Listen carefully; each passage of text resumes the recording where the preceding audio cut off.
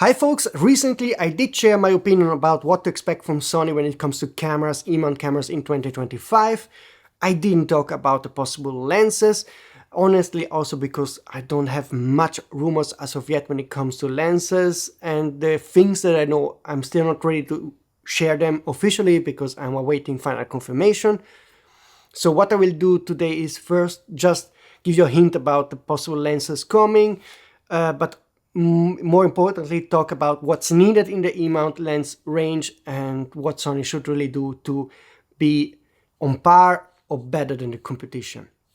Okay, first of all, if you have any info about what's coming from Sony but also other manufacturers, again you can contact me using the email and the contact box here.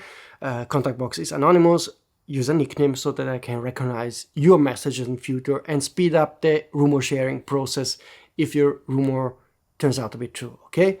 So let me kick off with what I know is coming from Sony. I got info from a trusted source about two new lenses, one prime and a zoom lens, and I'm awaiting to get double, triple confirmation from other sources. I really don't want to make any mistake on those lenses, but if those rumors turn out to be true, what I can say is that one is a prime and one a zoom lens, and both lenses are a first in the E-mount lineup. So not a successor or an update of an available, currently existing lens. So this would be completely new. Imagine like a 20x70mm 2.0 was new, those two lenses would be new. And I also think that those two lenses would be for a more broader interest than the 20x70 2.0, which is an expensive niche lens.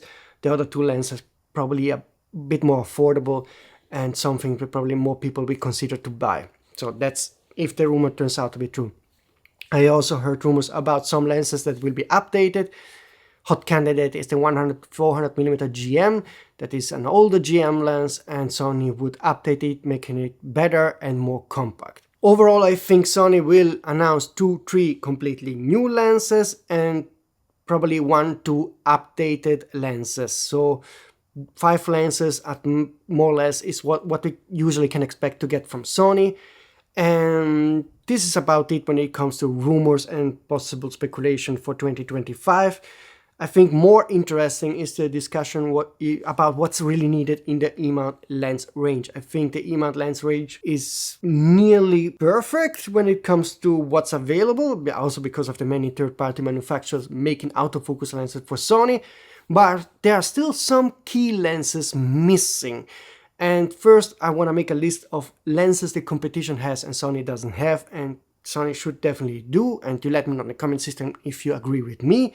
And then in my second part, I want to challenge Sony to think out of the box and make some lenses that no other company has made. And I think Sony really could do, and I think also they are thinking about doing it because sometimes I saw patterns in that direction. That will be very interesting. But first, let's talk about lenses the competition has and Sony should absolutely do. And the first lens on top of the list is the Canon 100-300mm 2.8 lens. I know this is a hot seller, loved by sports and wildlife photographer. It gives you that flexibility to zoom from 100 to 300 with the same aperture, which is stunning and amazing. And I think Sony should absolutely do it as soon as it gets.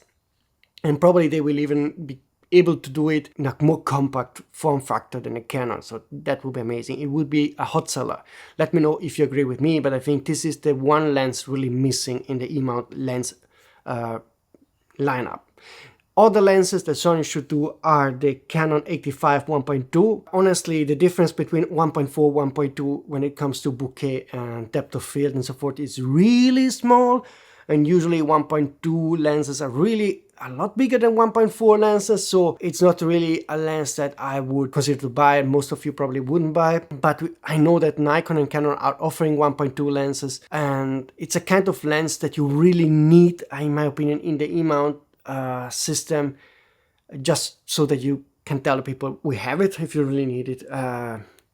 what we always had some sort of 85 1.2 in the Canon Nikon history, and that's why I think Sony should have it also, even if it's a niche lens. Other lenses are also the Nikon 28 400mm lens and the Nikon 800mm lens. Nikon has some nice telephoto primes. 800mm Sony is definitely missing. All those four lenses I mentioned, the 100, 300mm, 2.8 is really the one that personally does interest me more. But let me know in the comment system which one you think is really needed. If I missed something, if Canon, Nikon or others are offering a lens that Sony doesn't have and you want to have it, I'm sure that Sony is actually watching this video and will take note of your comments. And now let's think completely out of the box. I think now that the E-mount lens range is nearly complete, we have, like, for example, over 60 50mm prime autofocus lenses, a lot of travel zoom lenses. Sony needs to think out of the box, like they did with the 20-70mm 4.0. Is an excellent lens for the kind of people we now have today that wanna shoot, for example, also vlogs while doing at the same time travel photos. With the 20-70mm you cover nearly all, so this is an excellent lens that 20 years ago was not needed, but now it's needed.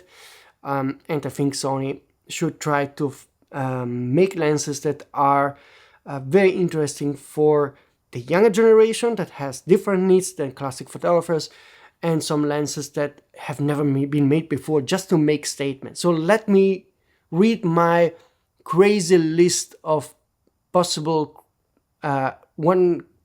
first kind of lenses never existed before. For example, I personally shoot manual focus 1.0 or 0.95 lenses. I would love if Sony would be the first to make a lens nobody ever dared to make, and this could be the 50mm 0.95 autofocus full frame lens. So the first autofocus lens that is faster than 1.0. I think that would be quite a statement and quite a big lens. I know Nikon, for example, made that huge Nocton 50mm 0.95 that is really too big to be usable. Sony could do an autofocus lens that is close half the size. I think they could be like a third less for sure, as a sort of like overkill statement that the E-mount lens range is the best in that you can have compared to Nikon and Canon. So that's, and actually if it wouldn't be too crazy in terms of size and weight, I would be one of the few people considering to buy it, because I love 50mm 0.95 lenses. So that's why also I made this proposal for Sony. Other lenses that I think are great is the 20-150mm travel zoom lens. The 2070 is extraordinary. I think if they do a 20-150, you really cover it all, because the probably only limitation of the 20-70mm lens is that you don't have that much telephoto. Make a 20-120, 20-150 travel zoom lens that can do everything: landscape, telephoto images, portrait, and even selfie. Of course, that would be quite a big lens, but I think nobody ever made this. But let me know in the comment system if you think I'm crazy, going too much wild, or if you think, yeah, you can see a use case for that. Other lenses that I think Sony should make are also the 70-150 2.0. We already have the 28-70 2.0, so it would be nice to get the second 2.0 zoom that goes from 70 to 150, and that would be ideal for portrait, sports photographer, wildlife photographer that need that extra stop of light gathering capability, and also the flexibility to go between 70 and 150 that I think really covers most of their need. Of course, some argue why not go to 200, but that would be really too much. I think 70-200 2.0, that would be quite a big lens, don't you think so? And another lens that I think is less crazy in terms of specs but would be nice to have is the 100-500mm 4.0 constant aperture zoom lens. This is really something that I think can cover a lot of applications with one lens. Again, it will be a big lens, but I think this is something Sony could do. But those are just wild ideas I'm sharing based on my own private needs. I'm sure that you have also other ideas, maybe better ideas. Feel free to make educated guess about what's really needed, explain it, so why you think it's needed, and then I would try to make a poll so that it gets clear from the community what's really a shared opinion about the E-mount lenses that are needed in the future 2025, 2026, 2027. Okay, folks, that's about it. I hope that soon I can also share you some real details about the next lenses coming from Sony, like I told you, the one prime lens and the one zoom lens that are new kind of lenses, so no updates of existing E-mount lenses. And of course, there's also Sigma Tamron that will make, and Viltox that will make autofocus E-mount lenses in 2025. So Sigma will do a first new kind of telephoto lens that has never done before. That's something officially shared by the Sigma president. So that's coming in 2025. And that's already exciting. I'm sure that when it comes to E-mount lenses, there will be a lot of stuff in 2025 if you consider also third-party manufacturers, okay? Again, subscribe to the channel if you don't want to miss any of the upcoming rumors, and see you soon.